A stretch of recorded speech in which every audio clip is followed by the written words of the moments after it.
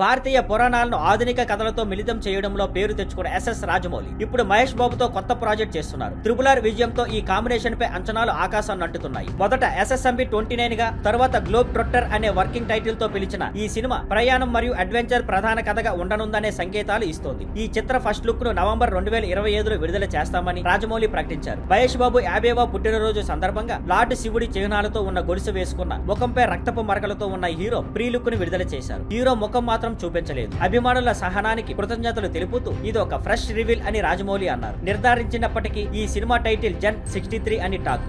మహేష్ బాబు ఒక ప్రముఖ కుటుంబం 63వ తరం వారసుడి పాత్రలో కనిపించనున్నారట. అరుదైన శక్తివంతమైన వస్తువుల కోసం చేసే అన్వేషణే కథ. ఇందులో రామాయణం నుంచి ప్రేరణతో పాటు సైన్స్ ఫిక్షన్ ఎలిమెంట్స్ ఉంటాయి. నేపథ్యం ఆధ్యాత్మికత, సాంస్కృతిక ప్రాముఖ్యత కలిగిన ప్రాచీన కాశీ నగరంగా ఉంటుందట. సినిమా షూటింగ్ లో సుమారు 30% పూర్తయింది. ఆగస్టు 15 నుంచి టాంజానియాలో ఒక నెల పాటు జంగిల్ యాక్షన్ సీన్లు చిత్రీకరించనున్నారు. మొదట కెన్యాను పరిశీలించిన అల్లర్లు కారణంగా వదిలేశారు. సౌత్ ఆఫ్రికాను కూడా లాజిస్టిక్ ఇబ్బందుల వల్ల డ్రాప్ చేశారు. టాంజానియాలోని సహజ సౌందర్యం సినిమా విజన్ కి బాగా సరిపోతుందట. మహేష్ బాబు తన పాత ప్రయాణాన్ని చూపించడానికి పలు లుక్స్ లో కనిపించనున్నారు. ఈ సినిమా నటీనటుల్లో దేశవ్యాప్తంగా ఉన్న పలువురు నటులు ఉండటంతో ఇది పాన్ ఇండియన్ ప్రాజెక్ట్ గా రూపొందుతోంది. 2026 మధ్య నాటికి షూటింగ్ పూర్తి చేసి మార్చి 2027లో రిలీజ్ చేయాలని ప్లాన్ చేస్తున్నారు. అన్ని అనుకున్నట్లు జరిగితే ఈ చిత్రం మహేష్ రాజమౌళి కాంబోకి మాత్రమే కాకుండా భారతీయ సినిమాకు గ్లోబల్ స్థాయిలో పెద్ద అడుగు అవుతుంది.